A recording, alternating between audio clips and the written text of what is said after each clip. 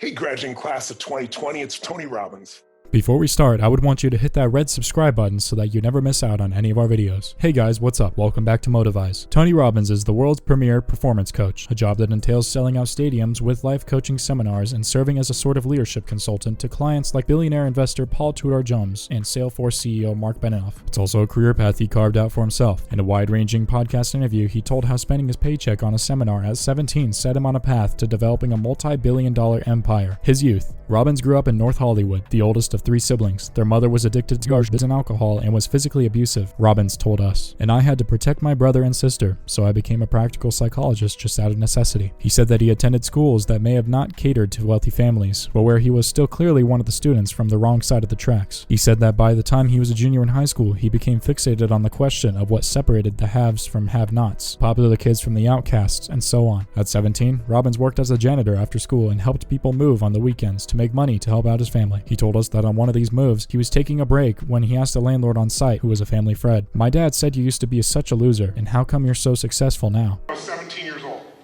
A man that my family had known, my dad said, he used to be such a loser, and now he's so successful. How is that?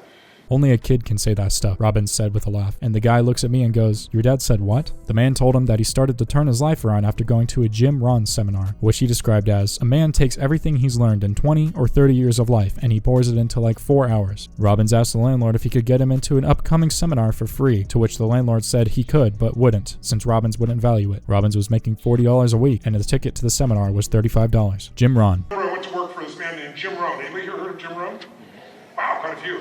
Jim Rohn helped shape Robbins' career. "I made this big decision to spend a week's pay to go to this event, and I sat there, and I was mesmerized," Robbins said, "and that's what started the game for me." Rohn was a marketer who was nudged into pursuing his penchant for public speaking full-time in his 30s. Inspired by his former boss, the entrepreneur John Earl Schoff, Rohn developed a leadership philosophy and a speaking series around it. The particularly American brand of self-improvement took off during and after the Great Depression with the writers of Napoleon Hill, Think and Grow Rich, and Dale Carnegie, How to Win Friends and Influence People. And Rohn carried on the tradition with maxims like true happiness is not contained in what you get, happiness is gained by what you become. When Robbins met Rohn, he had been giving these personal development speeches to executives and employees at Standard Oil. Robbins found Rohn's approach captivating, and it captured what he was trying to get from life at that point in his life. Robbins approached Rohn to work for him and soon became his protege. Robbins developed a high-energy, more personalized version of what Rohn did that was also more influenced by theories from behavioral psychology he studied. Robbins honed his approach on the road through hundreds of seminars across North America, and by the time he was 26, he was a millionaire with a best-selling book. In a video tribute to Rohn after Rohn's death in 2009, Robbins said it all began with his mentor. "He gave me a way of looking at life that allowed me not to ask life to be easier, but to ask that I be better. He got me to realize that the secret to life was to work harder on myself than my job or anything else, because then I'd have something to give people, and he really shaped me." The start. Early in his career, Robbins tells me he worked in neuro-linguistic programming, or NLP, as a psychological approach to increasing one's performance. Robbins quickly rose in the ranks as a trainer, but people were skeptical that a 22-year-old was becoming so successful despite having only worked in the field for a few months. NLP founder John Grinder said that in order to prove to people that Robbins was the real deal, he would put him in situations he wasn't prepared for and show that he could pull anything off. He connected Robbins with an army general, and Robbins told him he believed he could compress the training time of anything they did in half. The general tasked Robbins with teaching enlisted men how to effectively shoot a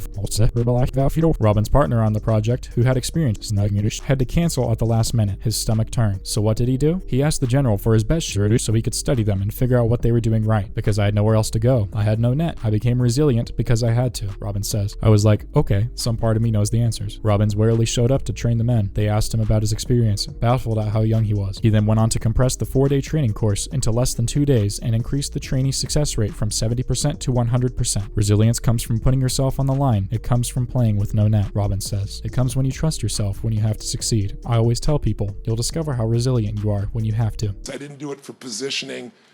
My heart knew was right, and I did it, and I was rewarded. It's like the money showed up. This brings us to the end of our video. I hope you enjoyed it. Hit like if you did, and don't forget to subscribe to our channel so that you don't miss any of our videos in the future. Also, watch the 2 videos that are on your screen because I'm sure you'll love them. And with that, I'll see you in the next video.